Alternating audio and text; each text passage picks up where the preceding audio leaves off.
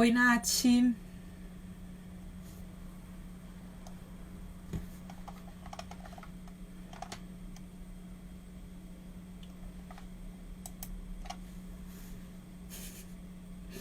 Por enquanto, só a Nath por aqui.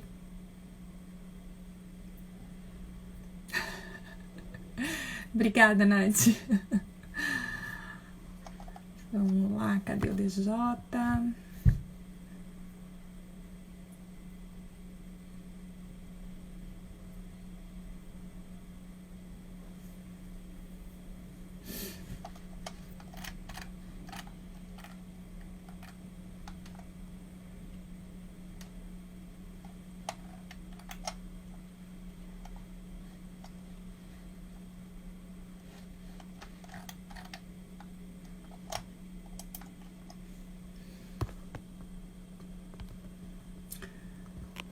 Tô te chamando aqui, DJ.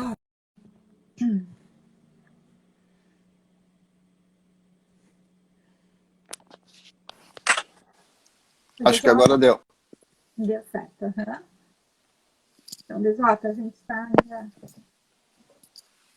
só com assistindo aqui, mas eu acho que como já está dando um horário de início, a gente começa.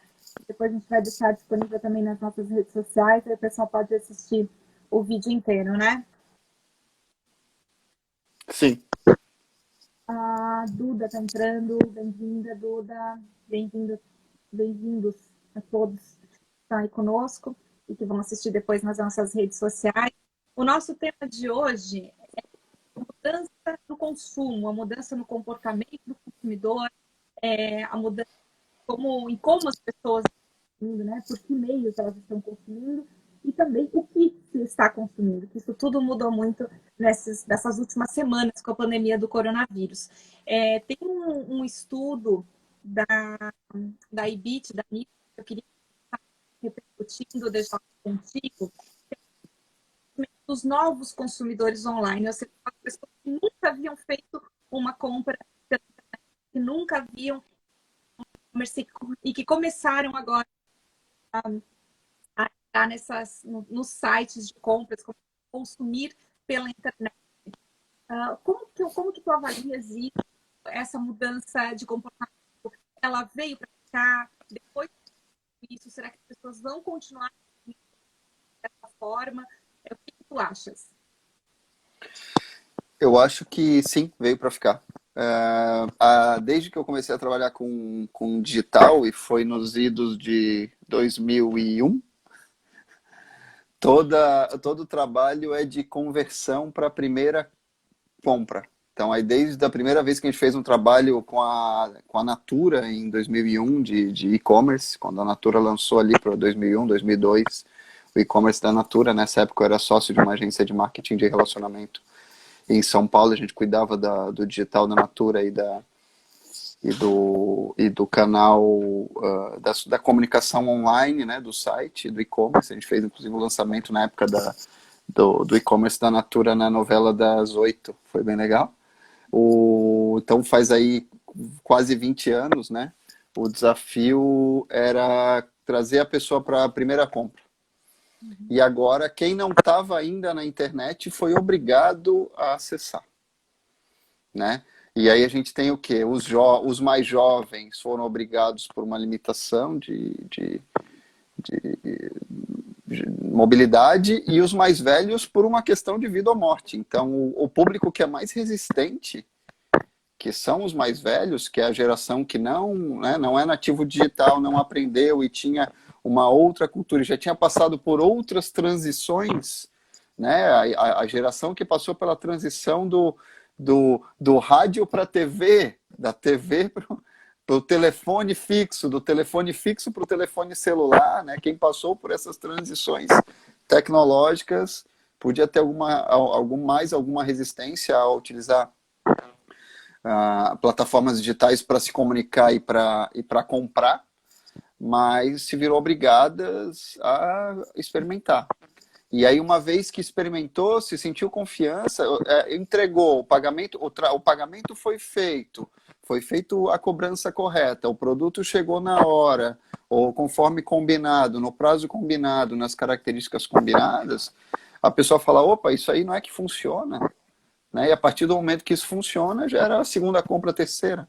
E aí é um caminho sem volta. Então, assim, isso mostra que era uma questão de experimentação e mostra que também as empresas que, se do lado do consumo tem essa mudança, do lado da demanda, né? Do lado da oferta, quem já estava digital se beneficiou e quem não estava vai ter que se adaptar rapidamente. Né? Esse é um grande desafio. Né? E como a gente sabe que a oferta, às vezes, é impulsionamento de oferta ou puxando demanda, né? Nesse momento é puxando demanda. A gente tem produtos e segmentos que tiveram um aumento gigante, né? Teve até hoje, foi um comunicado do Zoom ali, eles cresceram 20 vezes o tamanho de usuários por conta de uma demanda, uma ferramenta que estava ali, estava funcionando e estava falando, pessoal, usem, olha que legal isso aqui, videoconferência, agora todo mundo entrou por necessidade. E por aí vai, né? Então a gente está vendo um crescimento grande de consumos nas mais diversas áreas, né? Encomendar no mercado, porque não pode ir no mercado, os mais idosos, ó, que coisa totalmente diferente, né? Uma quebra de paradigma. Fazer uma encomenda de delivery online né? E que até para as empresas vai gerar mudança também. O site do supermercado está pronto para uma pessoa que não sabe usar a interface. Ou a interface é simples o suficiente para uma pessoa que não tem um traquejo digital para usar isso, né? Então, cria oportunidades e cria oportunidades de negócio, mas também oportunidades de melhoria nos processos. Né?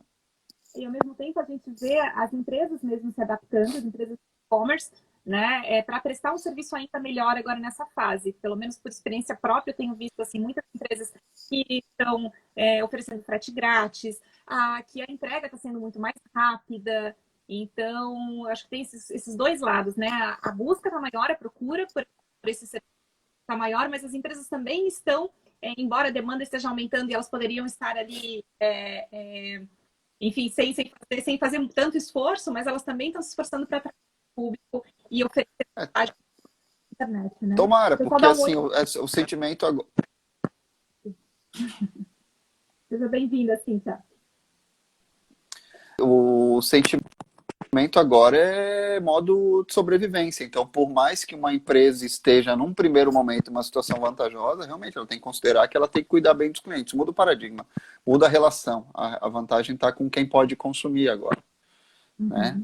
Então, isso faz com que as empresas que estão oferecendo serviços online tenham que pensar com muito carinho em como elas vão tratar os clientes. Né?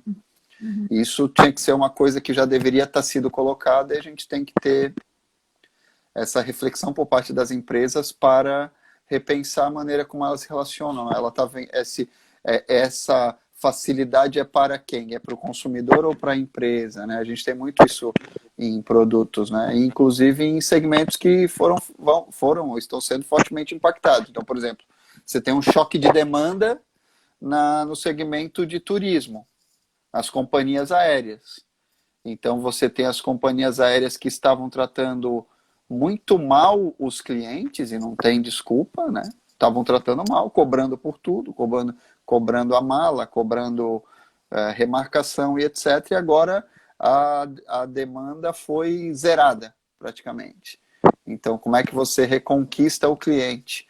Você vai ter que barganhar, vai ter que negociar, vai ter que oferecer alguma coisa. E aí, tomara que as empresas caiam em si e comecem a voltar atrás, né, naquelas ofertas absurdas de problemas, né, e não de soluções, comecem a pensar num cliente como um todo. E aí tem que rever tudo. Eu falei, até escrevi sobre isso, é um reset. Né? É um botão de reset, é um Ctrl Alt Del. Então, a empresa, uma companhia aérea, por exemplo, ela tem que repensar. Até espaço para as pernas no avião, vai ter que reconfigurar. Vai ter que vai ter que repensar cobrar bagagem, vai ter que repensar cobrar remarcação de passagem, vai ter que repensar a política de preço aleatório, né? Que você nunca sabe qual é o preço que está sendo cobrado de uma passagem de companhia aérea. Então, isso tem que ser, essa política de preço aleatório, ela vai ter que ser repensada. Se as empresas aéreas caírem em si. Pode ser que elas sofram um bailout aí do governo, mas aí é outra coisa. As empresas que realmente estiverem num livre mercado, tiverem que competir, vão ter que oferecer algo mais para o cliente, entrar na mesa de barganha e reconquistar clientes desconfiados e etc. Então, você tem mudança de consumo do lado positivo, em que geram demandas por produtos que estavam lá, ninguém estava pensando, álcool gel, fermento, cresceu 485% o consumo de fermento, porque as pessoas estão em casa com o tempo, estão aprendendo a fazer pão, estão aprendendo a fazer bolo, né? Ou estão preparando mais, né? Álcool gel por motivos óbvios, e por aí vai. Consumo de produtos digitais, novos produtos digitais, consumo de produtos culturais online, e por aí vai, né? Então a gente tem uma mudança positiva em alguns aspectos e negativa nos outros, nos segmentos em que a demanda foi praticamente zerada. Jota, deixa eu ler um comentário aqui da Cintia.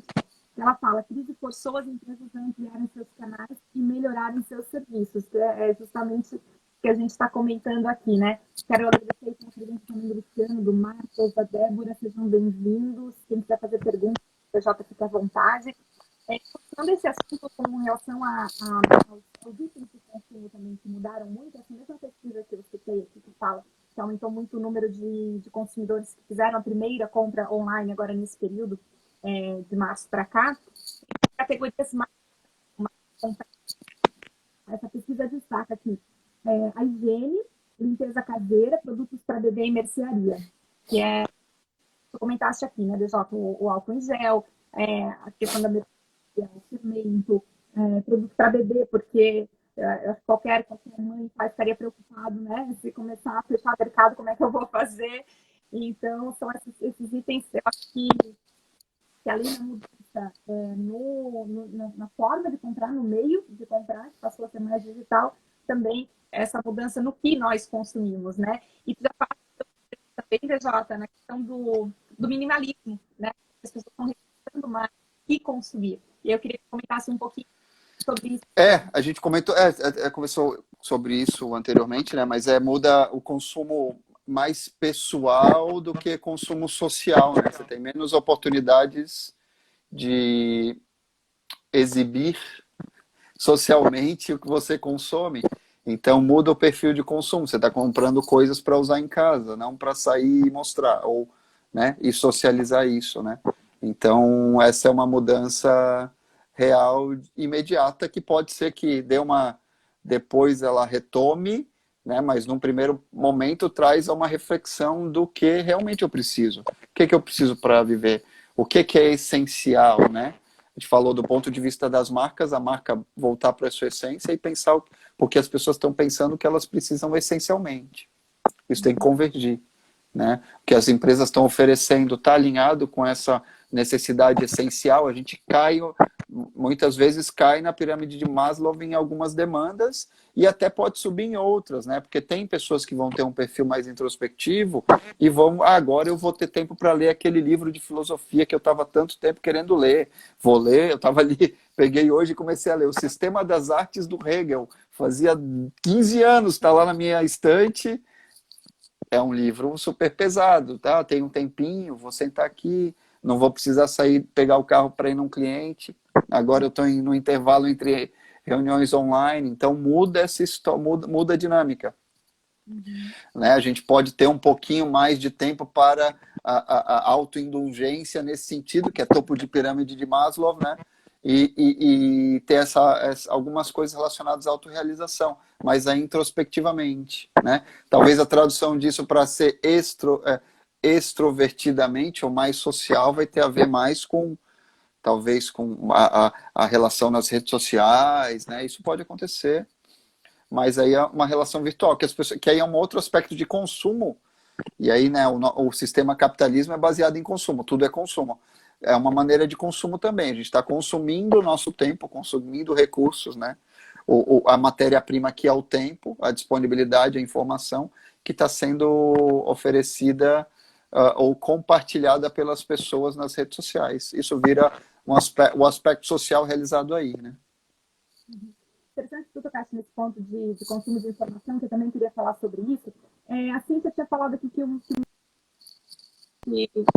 era só em algum momento ali, ou se ainda está acontecendo. Qualquer coisa me falem aqui nos comentários, por favor. Ah, bom, com relação ao consumo de informação, isso também a gente vê que mudou muito. Existe também eu estava vendo sobre uma pesquisa da Kantar que fala sobre o consumo de TV, que aumentou muito. Né? As pessoas estão mais em casa, obviamente, mas elas não estão mais nas redes sociais. O consumo de TV aumentou bastante. E uma coisa interessante foi o tipo de programa que as pessoas veem na TV. Que antes aparecia em primeiro lugar os reality shows, depois novelas, séries, show, e lá em quinto o jornalismo. E agora o jornalismo foi para segundo lugar, ali na última semana de março. O reality show continua em primeiro lugar, depois vem o jornalismo, depois novela, depois série e depois programas de auditório. Então, essa questão do consumo de informação mudou bastante, né? A gente está vivendo um Big Brother da vida real, né? Então, mas é fato.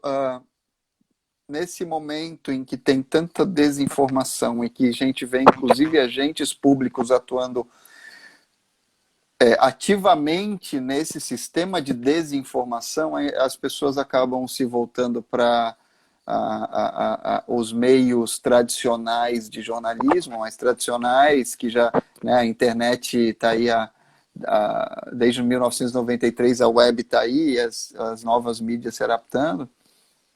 E então a mídia tradicional já teve mais de 25 anos para se adaptar nessa nova linguagem, mas quando a gente fala de conceitos consistentes, né, a base do jornalismo, o jornalismo na essência, né, a gente ainda precisa voltar para os meios tradicionais, seja para concordar ou seja para discordar, mas baseado em princípios, baseado em informações, em um método realista do jornalismo. Isso tem critério, isso tem método, isso tem padrão.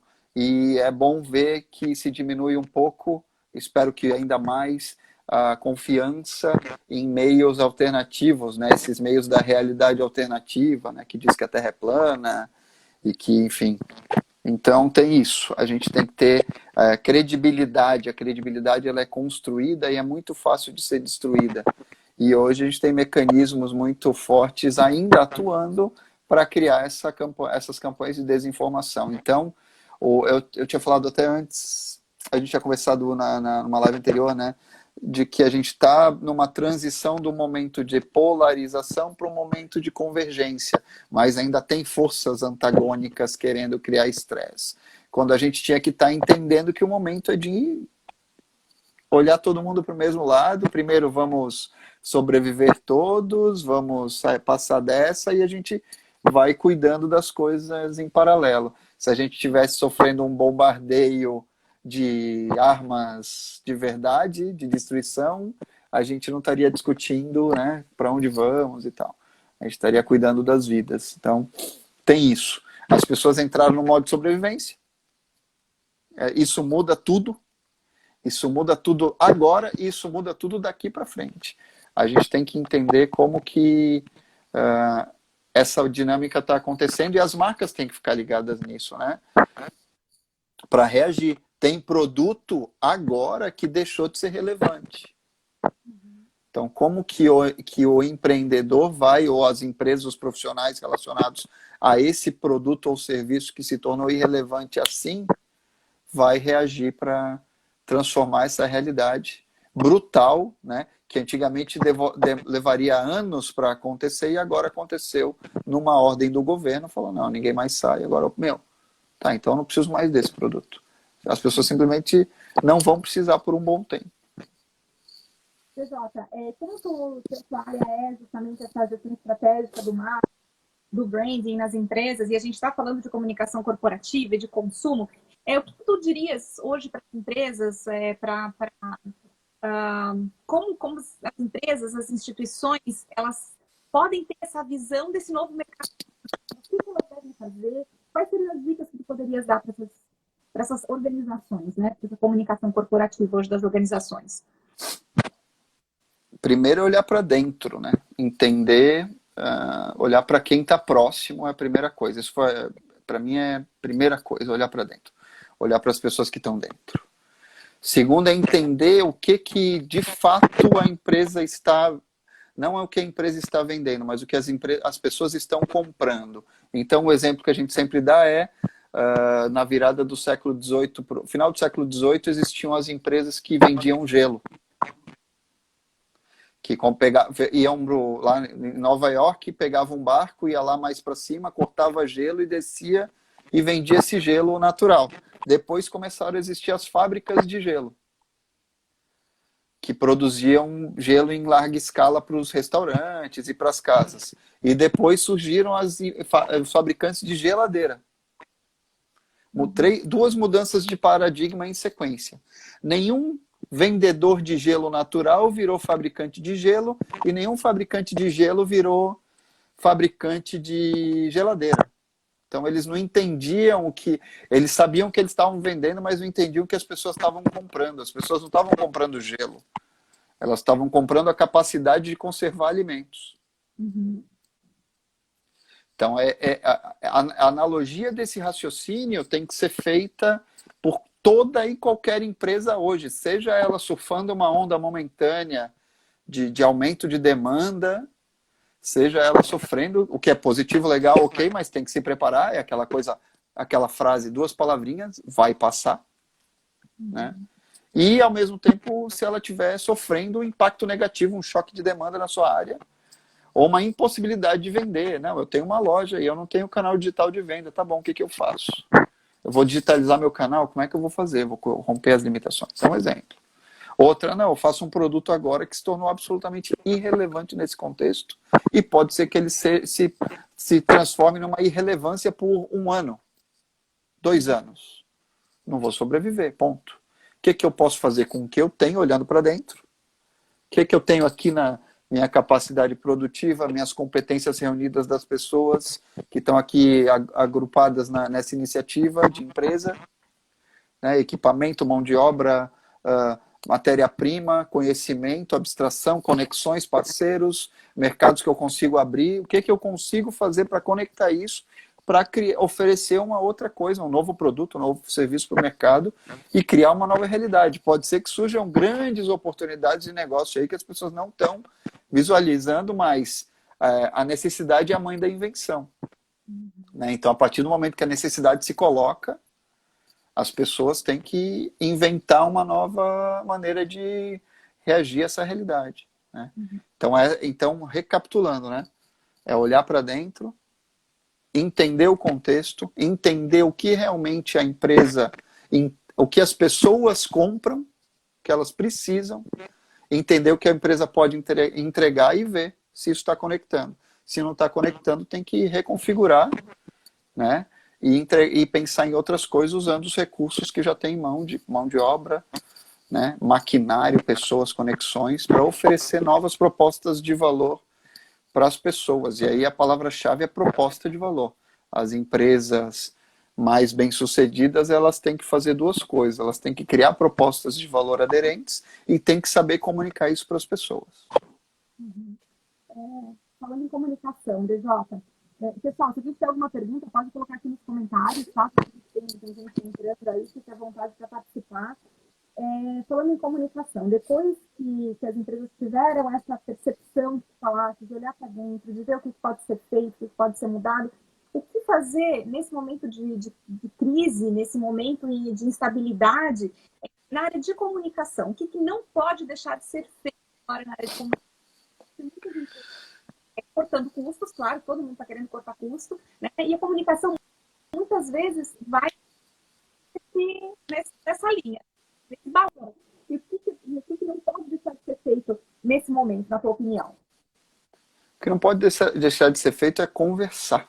Conversar com as pessoas, conversar com os colaboradores, conversar com os parceiros, conversar com os clientes. E para tudo. Aí um exemplo, né? Primeira coisa, a gente falou anteriormente no como as marcas devem reagir, né? Do gerar conforto para as pessoas, né? No primeiro momento, nesse momento, não pode deixar de fazer isso comunicando nesse sentido. Né? Não pode, e tem que tentar se antecipar às necessidades das pessoas, né? Então, um exemplo a gente fez hoje de manhã uma live com o pessoal um webinar com o pessoal da Fiesc, da área de turismo, né? Então, foi falado um exemplo de uma pessoa que tinha uma passagem para a Europa que estava comprada e estava tentando cancelar isso, ou enfim, renegociar, e estava tendo muito problema, não estava conseguindo. Não, como assim?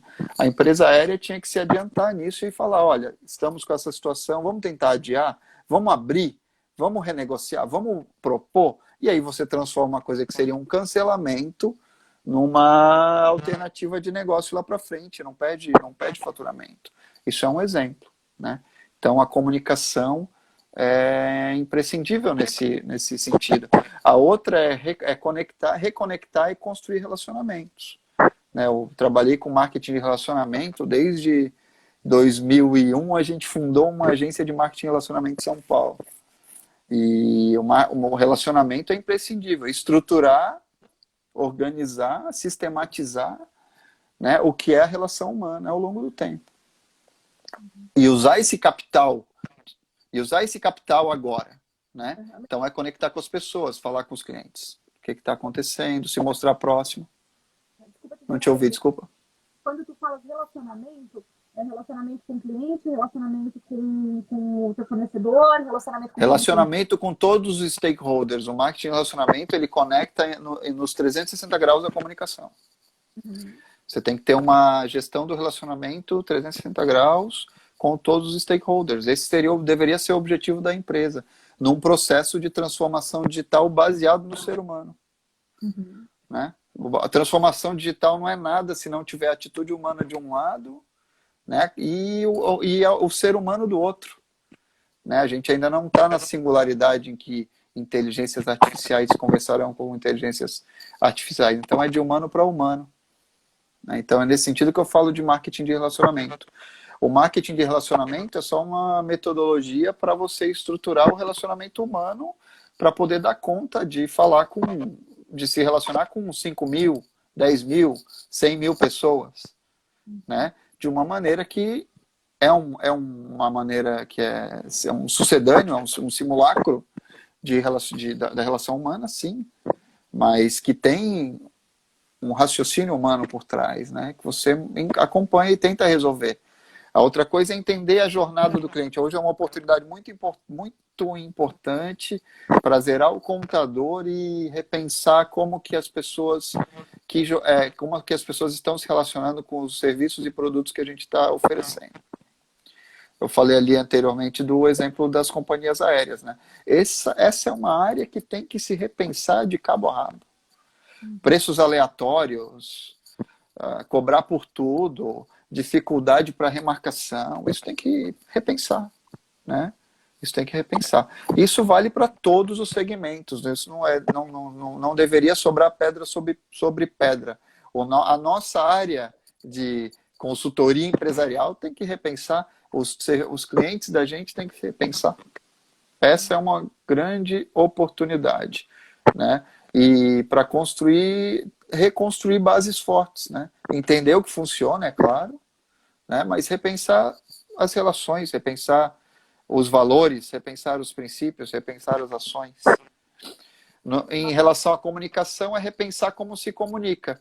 O que a gente está falando que é em meu próprio benefício, o que eu estou falando que é em benefício do meu cliente, né? Do consumidor final, da comunidade, enfim, de todos os stakeholders. Né? Então, a comunicação não pode ser encarada como um item acessório. Nesse momento, ele é primordial.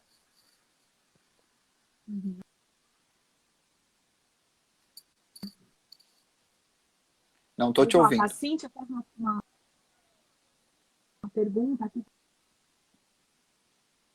para ti, que tem que ver com esse que faz. Eu acredito que as empresas vão cair. Eu estou vendo aqui. Acredito que as empresas vão cair em descontos para desovar estoques e vão banalizar todo o trabalho de marca por desespero. Tem como resgatar depois? Quais os cuidados precisam ter? Eu digo que sempre tem como resgatar depois, mas dá muito mais trabalho, né? Mas é claro que nesse momento pode ser que, dependendo de como seja comunicado, o desconto se transforme em uma ação positiva, né? Pode ser, dependendo de como a empresa é isso, esse desconto pode ser transformado em uma ação não beneficente, mas uma ação positiva mesmo, uma ação que tem um propósito maior, né? Então eu estou abrindo mão de parte do meu lucro para te gerar um benefício, né? Para a gente passar juntos esse momento, eu também vou gerar um certo caixa, vou passar isso e a gente se encontra lá na frente. Dependendo de como for feito, pode ser aproveitado como uma maneira de até mesmo de construção de marca, mas tem que pensar muito bem, né, como fazer. Se simplesmente entrar na mesma toada de queimar estoque, ok, as pessoas vão entrar no modo transacional e depois não vão criar conexões neurais positivas em relação àquela marca necessariamente, né? Se você como produto, é assim que as pessoas tomar cuidado de dar desconto ou de dar desconto. Mas no momento em que está todo mundo numa situação complicada, sim é um recurso, né? Pode ser um recurso de também de fazer ações de doação em vez de dar desconto. Se você comprar tal peça, eu vou dar uma. Se você comprar uma quantidade de peças, várias de promocionar nesse momento em dar descontos e sem ter um processo de Cris.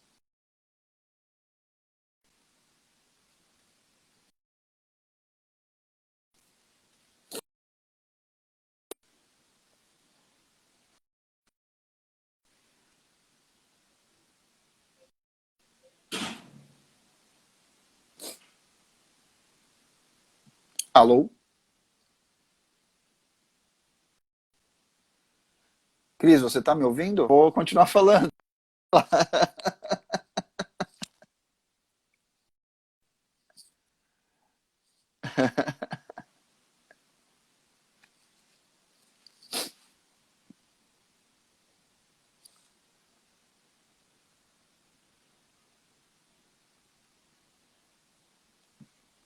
Cris, reinicia a live.